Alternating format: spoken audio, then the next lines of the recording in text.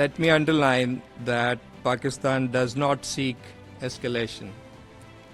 This has been made clear by the political leadership of Pakistan and at all levels.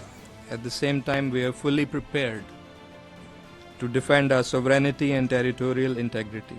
Pakistan condemns terrorism in all its forms and manifestations. Nothing justifies targeting of innocent civilians. Pakistan desires good neighborly, peaceful and cooperative relations with all its neighbors, including India.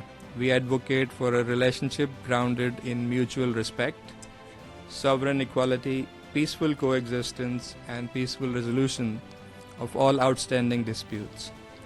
The situation unfolding in the region poses a serious threat to international peace and security. Pakistan has urged immediate de-escalation. We believe escalatory rhetoric and unilateral actions are counterproductive.